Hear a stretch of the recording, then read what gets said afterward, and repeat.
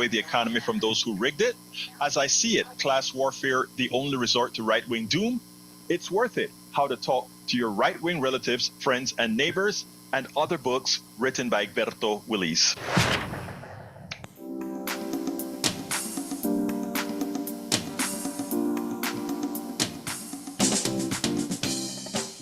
Welcome to Politics Done Right. My name is Egberto Willis, your host. Good morning, Houston. Good morning, Harris County. Good morning to the great state of Texas. Good morning to the United States of America. Good morning to the entire world receiving our signals via the magic of El Internet, formerly known as the ARPANET, created by whom again? Let we all say, we the people. Don't forget it, folks. We are the ones we've been waiting for. Don't let any of this stuff get on your head. Last night I had my regular panel, if you will, for those what we call the PDR posse, and for you people kind of in your feel of depression, I've said, nope, nope, nope. That's what they want. We won't give it to them. We will keep on message and we will keep fighting on. Anyway, without further ado, let's go ahead and say hi to the geniuses in the studio. We have El Señor Jacques Van Bebe and La Doña Mayana. How you guys doing this morning? I'm good. I like being called La Doña. La Doña. Yeah, I like that. That's a huge term of endearment, my dear. I know. Anyway, how you guys doing out there? We're good. We're good, Egberto. How are you? I am doing fine, sir. I'm doing fine. Talk to me. All right. Here's your headlines. Three three stories collide to paint a picture of a nation at risk. First, CNN's Jake Tapper failed to confront Florida's Surgeon General Joseph Ladapo on his hypercritical defense of optional COVID vaccines. Ooh, more of Ooh, that. yeah. MAGA voters are quick to cheer for Trump and are now facing rising unemployment, losing jobs faster than the rest of the country as the economy kind of cools off now. And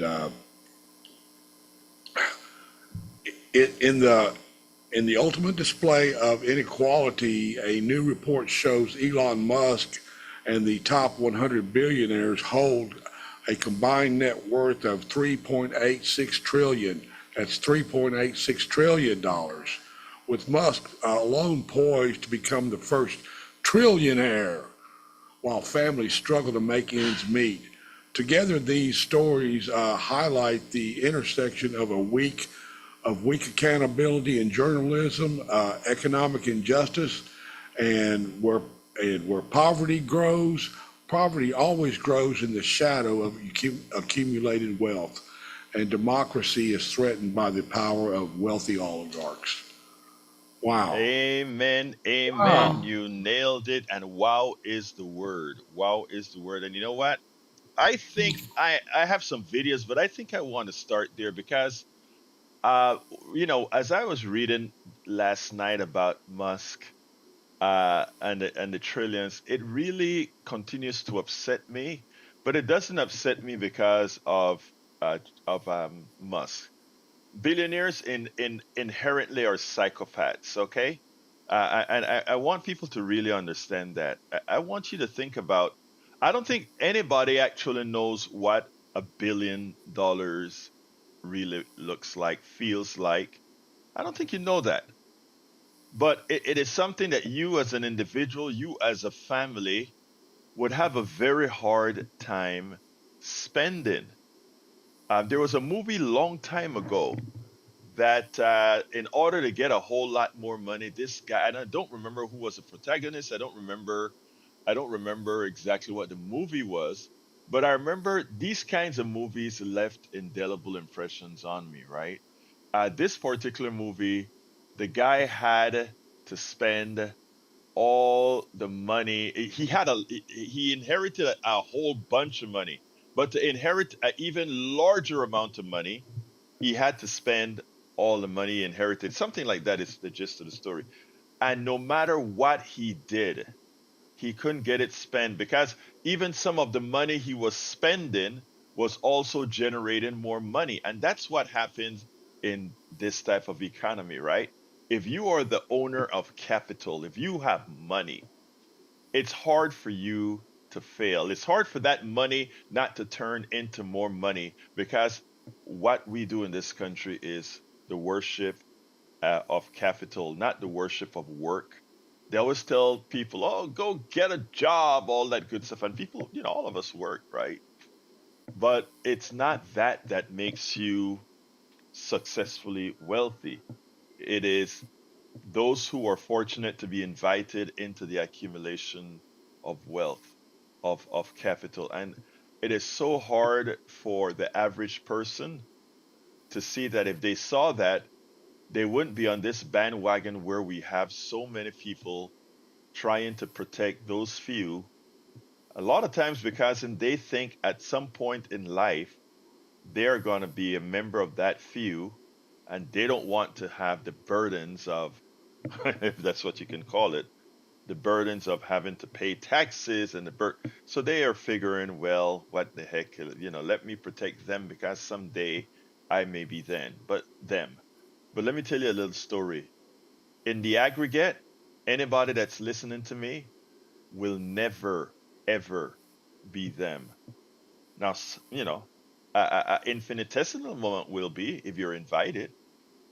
If you're invited into the club, and that's exactly what I mean. If you're invited to the club, I tell you a little story. Go to any church and look at that choir in that church. And on any given Sunday, you may have a great singer from the choir be the star. They are the ones singing.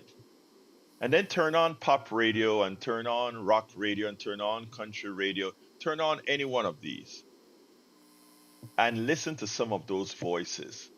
And then remember the voice you heard in church. Or remember the voice you heard on YouTube or TikTok. A lot of folks get on TikTok and YouTube and all these different platforms and they perform. And you notice that, my God, that person should have a record contract. That person should be XYZ, but they're not. Beyonce is worth maybe close to $1 billion, if not more. But in many churches, I have heard singers that sound much better than Beyonce. And based on today's what we consider beauty today, okay, and beauty is not a objective thing. Beauty is a subjective thing. What we define as beauty is not really something that the eyes just take as beauty. We were trained from our birth to define what beauty was, but in that, even under that sense, in just one church, I will see women under our definition of beautiful, much more beautiful than Beyonce, much more talented than Beyonce, but they weren't invited into the club. I remember, and I'm coming to the phones in a minute, Harry. I'll come to you in a minute, but I want to get this up. I remember when the internet started to make a play, when it was when it really web websites were taking off and people being able to do different things on the internet was taking off. I brought a whole bunch of kids into my home. I went ahead and I set up a network of several computers. And I wanted to show folks, these kids, and these were mostly kids of color, uh, mostly Latino and black kids. And I wanted to show that there was this instrument coming. There's this instrument coming, this tool coming, that no longer would they have to feel, because of course they are invited much less so into the club. So I wanted to show them that there is a tool, there is a tool coming on hand, that if you build your network here, if you build your life here, that you would only be judged by what you produce. You will only be judged based on what you can do. There will be no excuses anymore to say, I couldn't achieve because of who I was or who I am. And I lined those computers up and we started learning about building sites and building mechanisms, all that kind of stuff we started to talk about. And I was happy. I'm like, yeah, we got this stuff here now. And, because, a long time ago, I wrote this, not long time ago, couple of years ago, I wrote this book called Tribulations of an Afro-Latino Caribbean Man. And the reason I wrote it was I wanted to show folks the amount of stuff that I had to go through from university to college to corporate America to business as a Black Latino Caribbean man, because it's not the same. And for me, it wasn't about complaining, it was about overcoming above and beyond the headwinds. And I wanted all these other kids to know it. And yeah, yes, right now I just centralize on, let's say, Black and Latino kids. But this also means from a poor white brother in Appalachia who people look down at. I've told you guys a story of a good friend of ours, white woman, coming into my house one time and talking about white trash and porter. And in my shock, I'm like, wow, you mean even, yeah, I know in the community of color, there's colorization that creates issues, but damn, I didn't quite realize that you had that in your community at large as well. I did know that, but you know what I'm saying. It was never instantiated in my presence. And as she's talking about it to my wife, and she started referring to these folks, I just got the hell out of the room, and she could visibly see that I was upset when she said that. And I, walked upstairs and, Egberto, what's wrong? Why? I mean, I didn't mean it like that. And I just simply said, if that's how you talk, I mean, it really got to me because you could really see that. But again, the internet was there to say, none of that was going to matter anyway. But in my ineptitude, in my naivete, I didn't realize the power of capitalism to encroach everything. Because I saw the internet as that thing that was wide open and that anybody could get on. And actually, even 20 years, 15 years ago, I think it was, I wrote a paper for Common Dreams called Internet Neutrality. And when I wrote the paper on internet neutrality, the idea was I actually saw when the industry through government was trying to capture the internet. How were they going to do that? Yeah, the internet was a free for all, but they were going to start throttling the internet. They were going to start making the internet the best for those who can afford it, right? And I saw it coming then, and I'm like, oh my God. It was supposed to be the place where we were free to do as we please. Now it was going to start that they were going to control the internet, but this control wasn't going to be how corporate America controlled its people, racializing them. This was going to be economizing them, and it was going to be that again of capital. And I'm like, oh God, so this is happening. So with our organization Move to Amend, I started writing these papers, and we wrote this paper called Net Neutrality. You bet it's necessary, something like that. You can look it up at Common Dreams. Just look under my name, and you'll find it on Common Dreams, the piece I wrote on net neutrality. And it was like, oh, they're starting to capture it. And after throttling, the search engine started to discriminate. And after the search engine started to discriminate, you started to pay for access for the search engine to find you. And it was, oh God, capitalism knows how to encroach on every aspect to take away people's freedoms.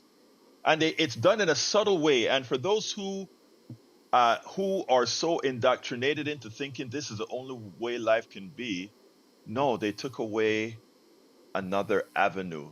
The people who controlled the internet started to do it. So all those stars on the internet, those singers that were, I mean, Justin Bieber was an internet star that got chosen. But there were a lot of others that didn't. Look at your TikTok. Look at your Instagram. They all throttled. Politics done right. When I talk about certain subjects, I know I will be throttled. I know access by other people will be limited. Folks, uh, to t- to take our freedoms, our country back. These are things that you should know. These are things that you must know. These are things that should stop you from falling for the crap that comes in from our plutocracy.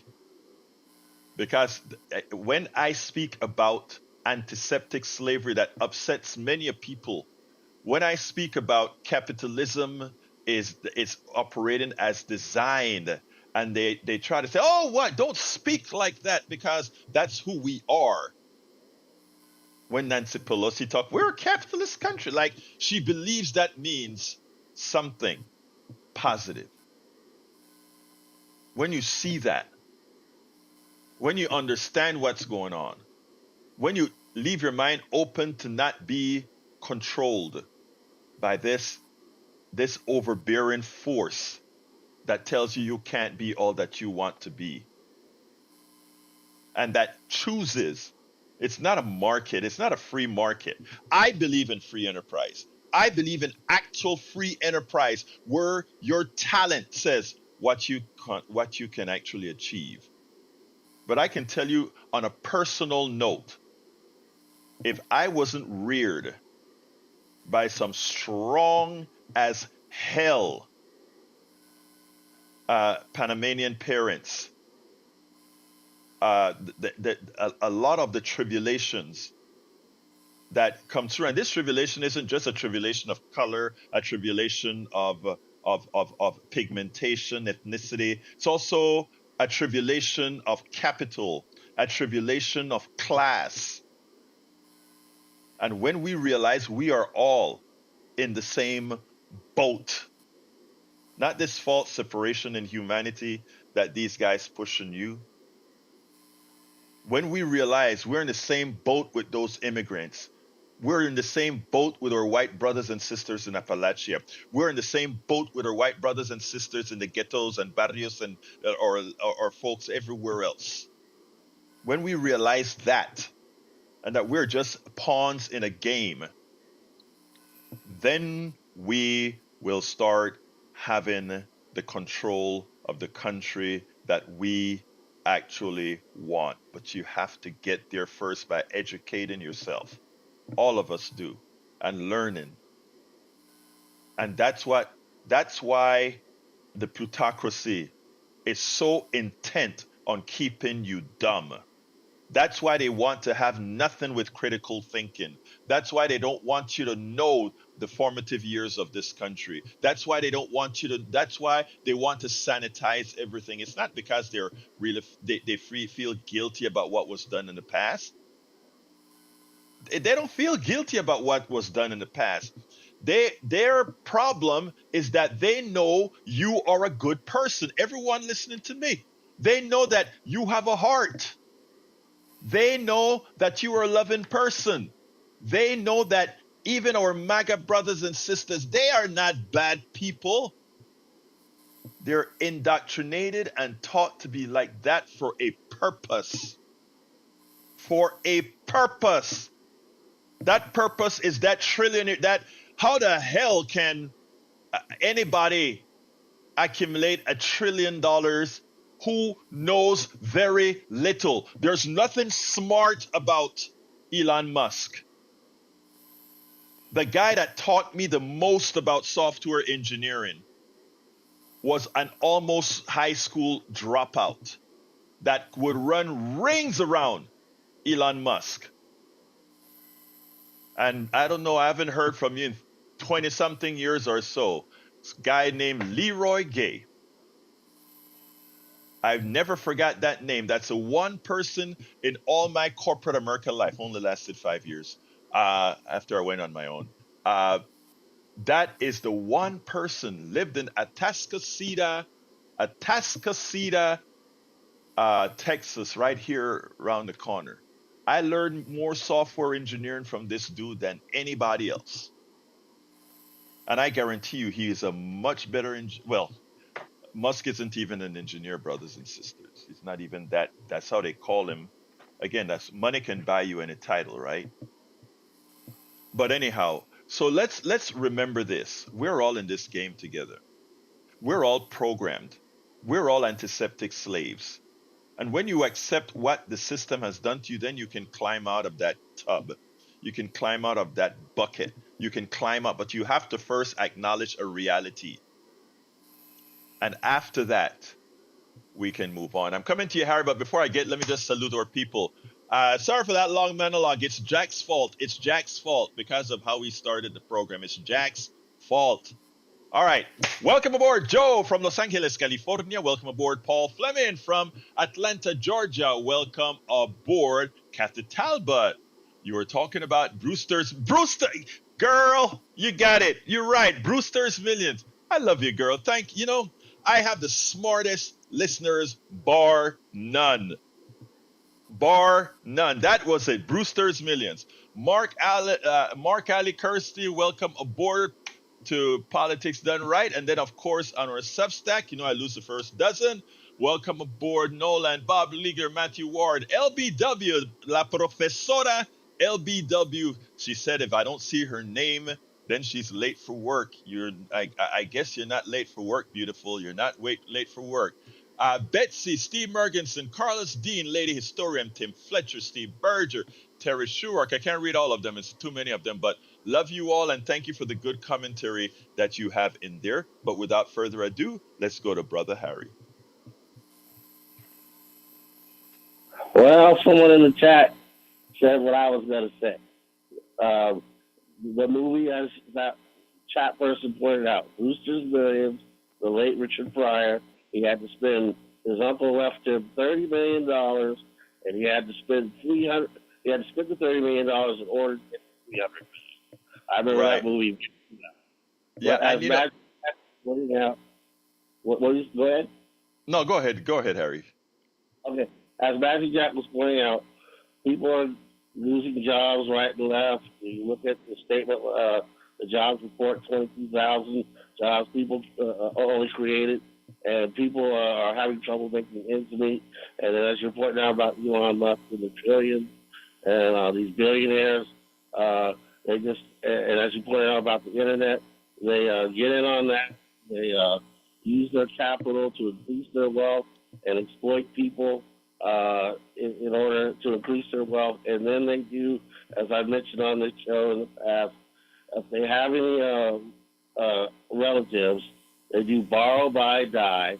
And the only time they would only pay, and you know this very well, Roberto, as does as Jack knows it, and every other intelligent caller knows it. When they do borrow, buy, die, then they only pay taxes when they sell their stock. And then I was listening on Ari show. There was she mentioned that there was a senator, I think in New Hampshire, where she lives, who bought a bunch of radio stations because they're speaking the truth, just like you, with antiseptic slavery, and they want to control that.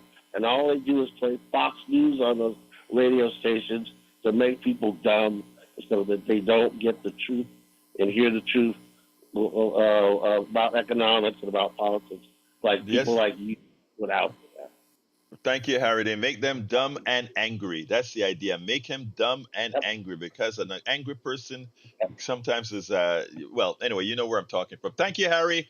Have a good one. I want to welcome Jacqueline Campici. Jacqueline Campici from, I think it's Katy, Texas. Another profesora. Great to have you. I love teachers, man. I love teachers. And guess what? I was blessed that my daughter had a hard time, 2 strokes in medical school, finished medical school, but can't practice. But guess what? She is now, things have a positive way of being. She is a teacher too. And yes, I think it was Jacqueline that asked me, did she do the inquiry about the union? The answer is yes. Has she signed up yet or whatever? I'm not sure. I got to talk to her about that. But in this house, if there's a union present, given our what we believe in, the answer better be, I am doing that first opportunity I get. And everybody listening to my voice, I don't want to hear about the union is corrupt and all that kind of stuff. I don't want to hear that. I want you to get to hell into a union. And if that union is corrupt, fix it. Be a part of fixing it. You don't sit back and let things happen to you. You make things happen. And I say that to the population at large. We are not going to just sit back and let things happen to us. We have agency. Get off our butts. Let's elect the right people and de-elect the wrong ones. I mean, de-elect the ones that needs to be de-elected. All right, before I continue, let me go to Augie. Augie, come on in. Morning. Yeah, I noticed what Jack said about Tapper on CNN. Mhm. He lets Republicans get on there, and they'll do a series of lies, like 4 of them, but he won't stop them until they go through. But then he's only got so much time, and he can only question like a couple of those lies, but he doesn't go through all of them. But CNN, what is good is they've put these other videos on, like they had one about the big, beautiful tariffs Mhm. with Reed Zachariah, and it was talking about Trump when he wanted to rename Mount Denali back to Mount McKinley. McKinley, yeah. And the reason he chose McKinley is McKinley was the first U.S. president to do tariffs, and back in the 1800s, late 1800s, and he did the same thing as Trump did. And said, well, now we're going to bring back our economy. But what happened was we had a really big recession because of those tariffs in the late 1800s, and almost went into a depression. And then McKinley learned, and then after that, he was anti-tariff. But Trump never did learn that. And I don't think Trump talks about going to doctors, but I don't think he's ever been to an optometrist. Nobody ever asked him because it looks like he can't read. But he's got a big ego. I don't think yeah, he's not a look. It proves the look what what we have proven a lot is that I find it ironic that he's a DEI president, right? The one that is so against DEI when he have an administration filled with people filled with incompetence. DEI ensures competence. Non-DEI it gives you what we have in his administration. So I mean, it is just amazing. Kennedy, HHS, Hexet, Department of Defense. Are you kidding me? But hey, what can I say? Thank you, Augie. I continue here with the oligarchy thing, brother. All right. Yeah. All right. You'll Thanks. have a Bye-bye. great one now. Thank you. Anyway, folks, so the story that I want to read for you today, I shouldn't say story, it's actually the column, was written by Brad Reed it was published in Common Dreams. Those of us with a progressive ilk like to publish, whenever we're publishing papers, and Common Dreams and other good progressive rags. But anyway, it says the title is "This is Oligarchy. While Job Market Sinks, Musk Aims to Become First Trillionaire." The U.S. job market has ground to a near halt, according to the data released by the Bureau of Labor Statistics on Friday, estimating that the economy produced on the average fewer than 30,000 jobs. At this same time last year, guess what, guys? At this same time last year was producing over 160,000 jobs a month. Under the Biden economy, the one that Donald Trump likes to disparage, 160,000 people per month. And it was on a solid rip, right? It only took Donald Trump a few months to destroy the economy, just like it took Bush a few months to destroy the economy. It took Reagan a few months to cause a catastrophic collapse. And over we're going to talk about Carter's stagflation, but if you take a look at the catastrophic collapse portion of the Reagan economy that people normally forget about, they normally don't talk about, you get it. And by the way, just for the record, everybody always talk about the Reagan recovery. They always fail to tell you that the biggest and largest job and economic activity we've ever had was actually under who again? Bill Clinton. They forget to tell you that. They forget to also tell you that every time a Democrat comes in over the last 60, 70 years, it has always had it to clean up the mess that was made from those who do not know how to control an economy. And by the way, please don't take what I just said at face value. You just have to look it up. Look up the GDPs, look up the unemployment, look up all that stuff, and you'll find out, oh my God, Republicans, every time they come into power, wreck the economy, yet they talk about business so much. It's called indoctrinating and giving people a false impression of who actually performs. Anyhow, however, not every American is feeling economic strain, as the New York Times reported on Friday that the board of electric car maker Tesla has unveiled a proposed compensation package for CEO Elon Musk that would make him the world's first trillionaire. Okay, Elon is worth about 400 something billion dollars now. So it'll be double and a half what he's worth right now. And the funny thing about it is the car company won't even sell that amount of money in cars. So you ask yourself, how can you have an economic system where the dude is worth more than the stuff you sell? I want you guys to ask yourself and answer that question. An economic system in which the worth of the guy will be more than the company sells. And by the way, I understand EBITDA, EBITDA, and all of that. Okay, I know the financial system, and that's why I always call our economic system a fraud, because it is, right? It is a fraud if all these people can make all this money, right, without being able to produce anything. It's the biggest scheme I've ever seen. And you should, and all of you, we shouldn't be upset at the person getting food stamps, $250, $300 in food stamps, and we, oh my God, get a job. That upsets us. There's something that grinds us when we see a poor person getting a break. When we see a poor person going and collecting SSI or something like that. That's my money. I paid my taxes. That's peanuts. That is peanuts. The person that is ripping you off isn't the person on food stamps. It isn't the person on SSI. It isn't the person on Social Security. Those entitlements are peanuts compared to the people that are really ripping you off. And they're doing it legally in plain sight. All of you are complaining about going to the grocery store. All you're doing is funding Elon Musk and Bill Gates and Warren Buffett and the Koch brothers and the Waltons. That's all you're doing. They are legally taking your money, and every time you hear the word inflation, that's them saying, I've got pricing power, and because I decide what the prices are going to be in that grocery store, and because all of us billionaires together have a wink agreement that we'll all keep those prices there, you're going to pay for it because you must have milk, you must have eggs, you must have gasoline. Now you must have internet access. You must have electricity. So we own your butts. We own you. Because again, that's our system, right? We own you.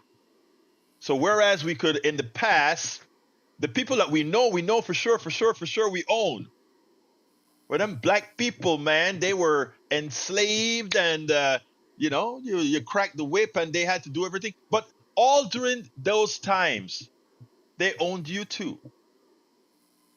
You just didn't know because you had somebody that they owned a little bit more effectively, more obviously. But now, it's everybody. It's everybody. And it's something we've got to do about. Before I continue, I got to go to the phones. Johnny's on the air. Come on in, Johnny. just thinking about somebody or two people won at some multi-billion-dollar lottery the other day. Yep. Let's remember that in Brooklyn a day or two ago, Bernie was standing up for Mondami, the Yes. New York City mayoral candidate. And then I thought about, to remind people that if you make or earn, if you want to call it, $1 million income a year, $1 million a year for 1,000 years, if you could live that long at $1 million a year for 1,000 years, that's what $1 billion represents. That's just for one. $1 Yes. billion, not Yes. 10 billion or 20 billion or 40 billion. There should be, we have to come up with a law that when you have $1 billion or more, that money has to be clawed back. No human being needs $1 billion, let alone $10 billion or $40 billion. Johnny, let me stop you for a second. Let me stop you for a second, okay? Because because what you said is absolutely true. Nobody can spend that. But what I want people to understand, because people have a tendency to say, well, if I earned it, it's mine, and I shouldn't want anybody to take it away from me.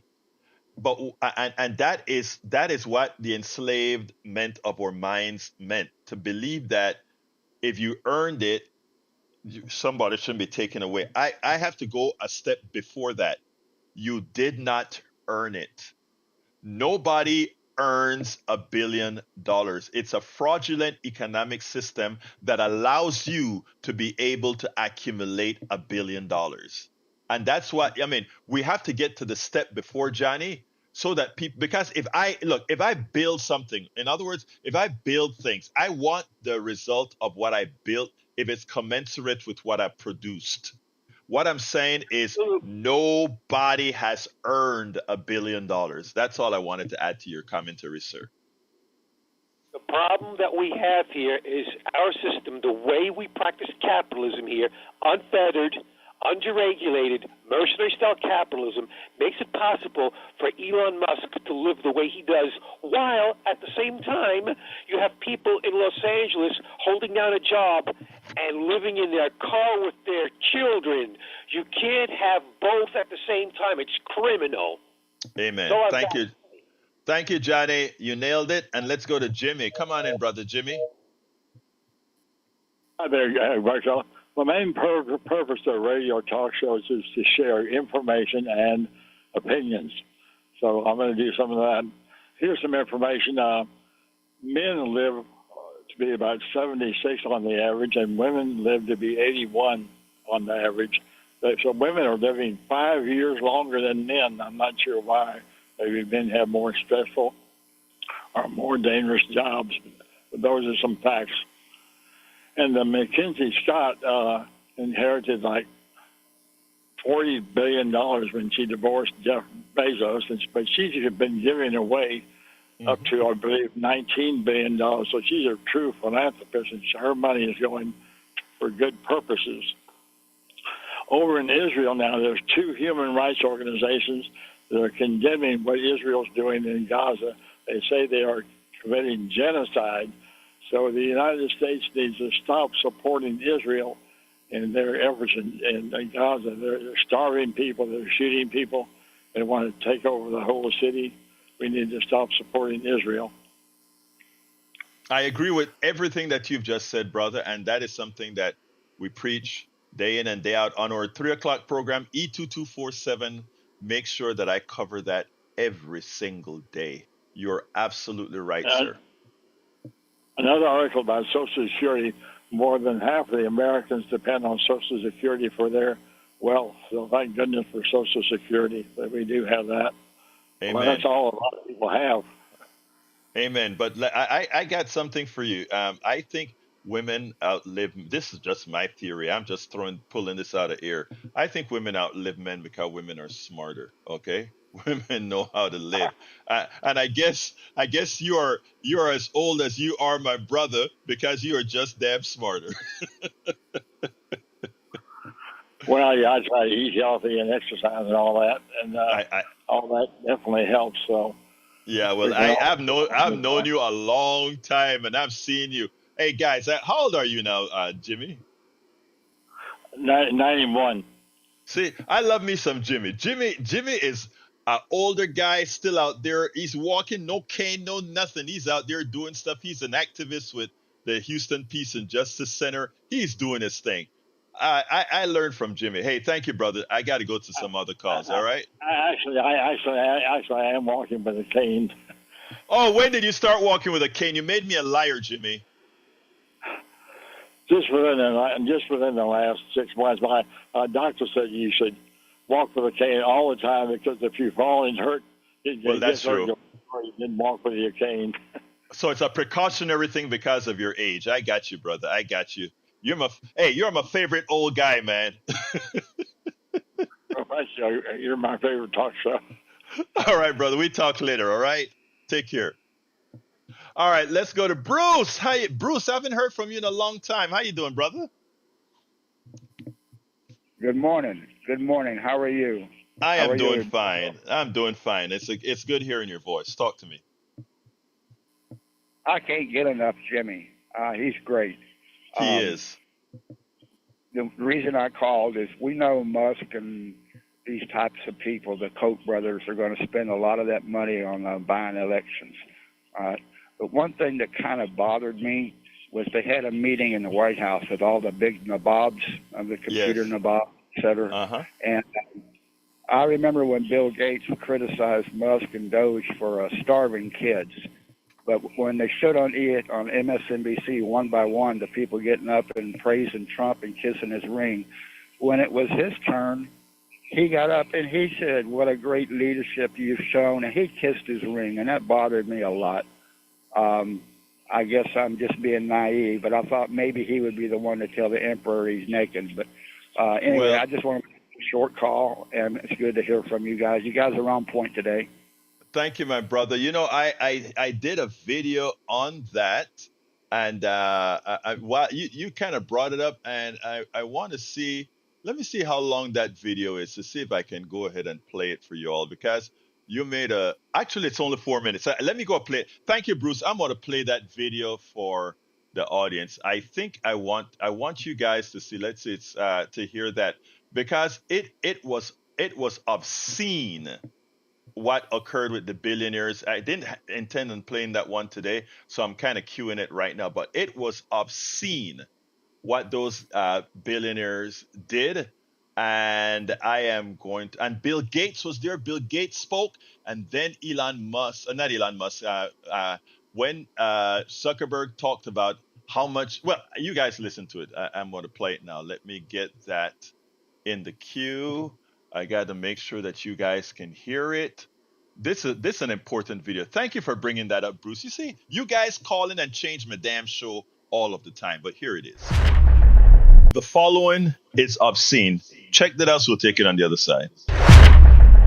Thank you, Mr. President. It's a great honor to work here at the White House and to work for you. I truly, every time I'm here or in your presence, I'm so grateful. So thank you. It's like, I can't believe it every time. Well, Mr. President, it's such an honor to be here and the incredible work that your administration has done. Thank you for incredible leadership, including getting this group together.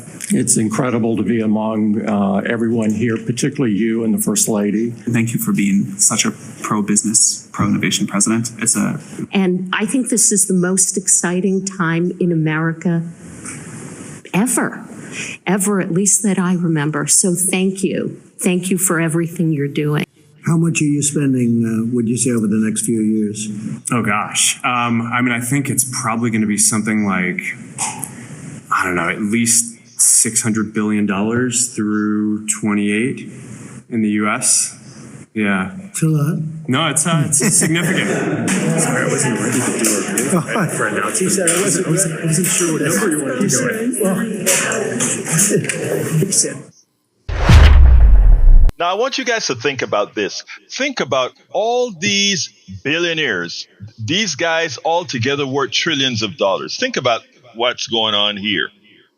We have them being sycophantic with the president, just like his cabinet, which means he is the master. He is their capitalist Jesus. He is the one out there pulling the strings on these billionaires. And you ask why. He has Zuckerberg on his right hand. Why is that again? Oh, wait, Zuckerberg controls WhatsApp, Facebook, Instagram, and Threads. What a mass amount of people he can get his message through. Then Bill Gates. Bill Gates is the liked billionaire. Bill Gates is a billionaire everybody likes. So he has some influence as well. And then we had all the other sycophants around. Now, these are guys, all of them, who use others to produce for them to get the billions that they have. So deep in their hearts, they know they're undeserving, but they are sycophantic with the president whom control the military and the new private police known as ICE, whose mission it is to handle immigration. But ultimately, everything is immigration. Folks, this is why we inform. There is much more to what you saw in that video than any mainstream media operative is talking to you about. There is a lot in that video amassed with all the other things that's being done by the administration. We have to be made aware of it so that we can come out en masse in November this year in the places where there are votes, and of course in 2026 in mass, and again in 2028. So there will be nobody who can say this election didn't go as expected. It's on us. And I mean that to the core. It's on us whether we have a country or not. Richard, line number 2. Come on in, Richard. Hello? Yes, you're on, Richard. Oh, yeah, just quick. Zuckerberg and Gates, they didn't just get people to work for them and get all the money. They did start a business and got the money that they did, unlike some other corporations and owners, namely the Cox, namely the Cox brothers. Wait. Hold on. One second. I need to stop right there. Musk did not start a business on his own. These are businesses that were bought with other people's capital. That's what I said. Okay. I misunderstood you. I'm sorry. I misunderstood. Go ahead. I just said Zuckerberg and Gates. I didn't mention Musk because Musk got his fortune from others that started the business, and he used the name and went to go with that. When people talk about Gaza, which is important, let's not forget that, Texas and Florida are responsible, and the United States government is responsible for what's going on in Haiti right now, because those guns are going into the hands of gang members that are raping and killing women and children. Those at the bloods of the hands of the people here in Texas and here in Washington and Florida that are gun running. All those guns they buy at these gun shops or whatever that are filtered Rad, this down. is Rad. I didn't realize who I was speaking to. Rad, how you doing, my brother? This is Rad speaking. Okay, look, Rad is one of our correspondents here at KPFT, folks. He's a good guy, and recently Rad turned me on. He's one of the guys that turned me on to not turned me on. Relinked me with Chris, who I did the report on Chris a few days ago directly from Ukraine. Thanks for that, Rad. But I would like to say the people's news is what the people's news. Yeah. Well, Yeah. Forgive me. Come on now. Come on, forgive me. The people's news. But he does a lot of corresponding on his own out there on the road. Very important work that Rad does out here. But anyway.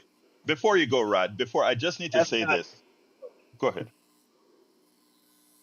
Well, that's not, when people talk about Gaza, because especially white liberals that like to point out that that this is something that we should be important about. It seems like when we talk about Africa or talk about issues dealing with the African diaspora, is very rarely talked about. And that's conservative. That's Republican or Democrat or Republican or conservative or liberal. It still seems like this bias and racism, so to speak, on dealing with the African diaspora, so to speak. That's Well, why Brazil. I think that's what you need to be doing. I think. Look, let me just say this, right? I have done it. I have done it. I got you, and I think that's what just has to be done. Everybody has to, and what I try to do on my program is show the intersectionality as far as why people need to be responsive to all these different areas, because again, it's the separating of all these different areas that allow them to happen ultimately. You mentioned something about Haiti and the guns, right?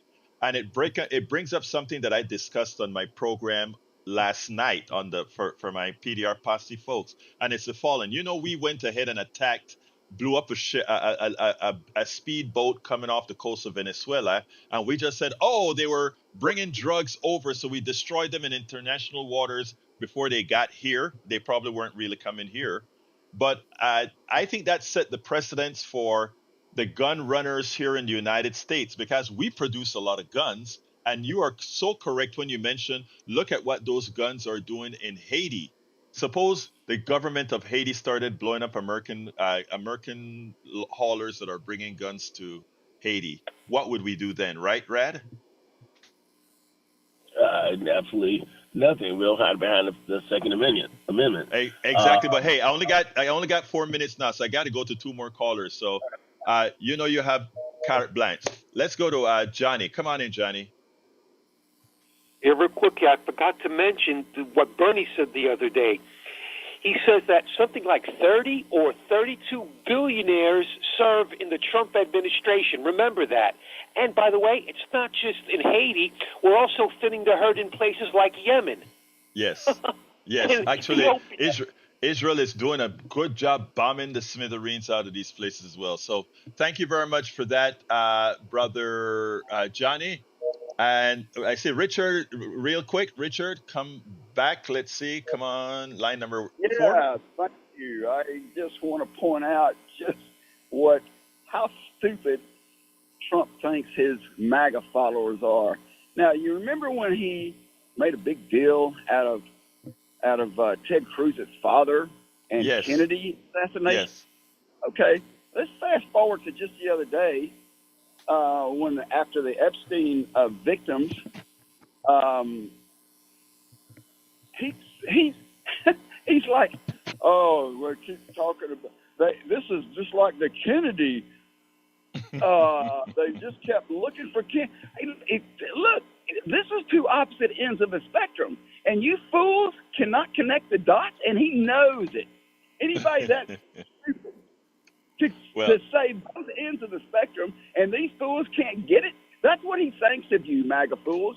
That's you, MAGA slaves. That's how dumb he thinks you are. Hey, that's how dumb he knows you are. Thank you, Egberto. Thank you, Richard. Well, this is y'all show, man. Let's go ahead, Bart. Come on in, line 1. Yes. Good morning. I know that Johnny's from the north, and you're from Panama, and you're radicalized to TU, but we will, as President Trump said in his inaugural address, we will never have socialism here. Now, I do hope that this Mamdani gets elected in New York so they can have a taste of it there and see what happens. Bard, you tickled. Bard, you tickled me.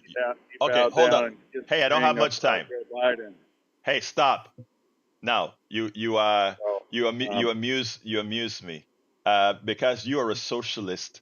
You are a socialist. You've called this show so many times. You are a socialist, my brother. You just because you don't know the definition. I'm sorry.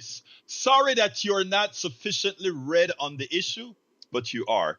Have a wonderful day, Bard. All right. I want to say LBW says, when 60% of Americans live paycheck to paycheck and small emergencies can derail their whole existence, possibly leading to homelessness, that is a national emergency, not these prefabricated emergencies that POTUS is using to declare war on citizens. You know, that needs to be a tweet a blue sky and everything LBW.